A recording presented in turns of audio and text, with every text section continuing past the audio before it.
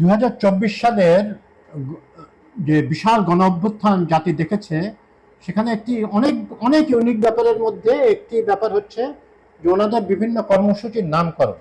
ওনাদের বলতে নেতারা এই জুলাই গণ অভ্যুত্থানের মনসুন রেভলিউশনের যারা নেতৃত্ব দিয়েছেন, ওনারা খুব ইনোভেটিভ কিছু নাম দিয়েছিলেন। গত বছর 30শে জুলাই ছিল মার্চ ফর ডেমোক্রেসি, আর 31শে জুলাই ঠিক এক বছর আগে ছিল মার্চ ফর জাস্টিস। এখানে এবং এই নির্দেশনাগুলো দিচ্ছিলেন আব্দুল কাদের, কারণ প্রথম সারির নেতা, প্রথম সারি বলবো ওনারা প্রথম সারি দ্বিতীয় সারি ওনারা বলেন না, ওনাদের ভিতরে যাদের ফেস বেশি পরিচিত ছিল, ওনারা বেশিরভাগই নিরাপত্তা হেফাজতে ছিলেন আর কি, বা হাউন আঙ্কেলের হোটেলে ছিলেন 6 মুখ্য সমন্বয়ক। তো আব্দুল কাদেরও দিচ্ছিলেন কিভাবে?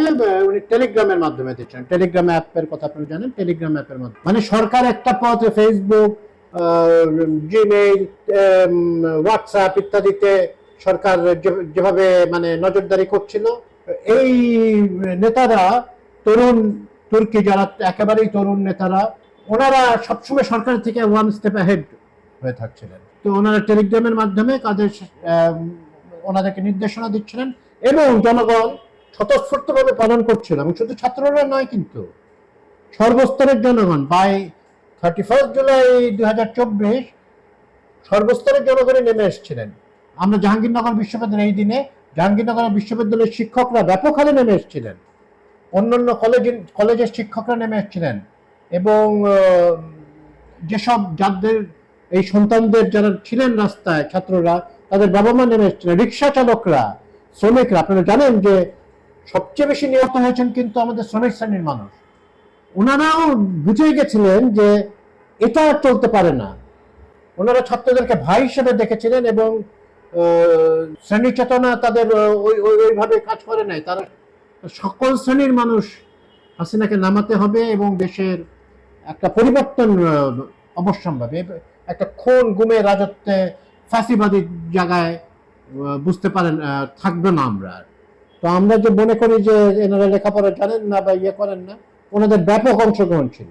এখানে একটা উল্লেখযোগ্য দিক ছিল এই দিনটার, যে সবাই যেমন 30শে জুলাই মানে তাদের প্রোফাইল পিকচার লাল করেছিলেন, এবার নিজেরাই মাথায় লাল কাপড় বেঁধে তারা নেমে এসেছিল। হাজারে হাজারে লাখো জনতা নেমে এসেছিল মানে বিক্ষুব্ধ প্রতিবাদে। তারা চাচ্ছিলেন তাদের দাবি দাওয়াগুলো আদায় করার জন্য।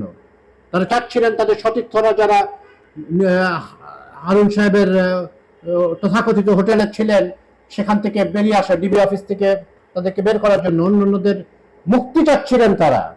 এবং ততদিনে আমরা পরবর্তীতে জানতে পেরেছি যে ততদিনে আমাদের ছাত্ররা মোটামুটি একমত হয়ে গেছিলেন, যারা নেতৃত্ব দিচ্ছিলেন, যে আসলে এক দফাই আমরা চাই, শেখ হাসিনার পতন ছাড়া আর কোনো গতি নাই। এই দেশকে বাঁচাতে গেলে শেখ হাসিনাকে যেতে হয়েছে। কাফনের পতাকার ভিতরে রক্তমাখা পতাকা নিয়ে মিছিল হয়েছে এই দিনে।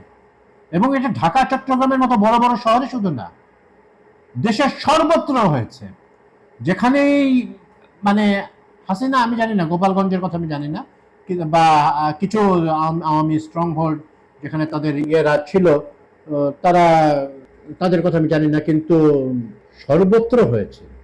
ইভেন আওয়ামী স্ট্রং হোল্ডেও হয়েছে, যেখানে আওয়ামী কুখ্যাত সব গুন্ডা পান্ডারা ছিল, নেতা নামধারী গুন্ডা পান্ডারা ছিল, সেখানেও কিন্তু ছাত্র জনতা ব্যাপকভাবে মিছিল করেছেন।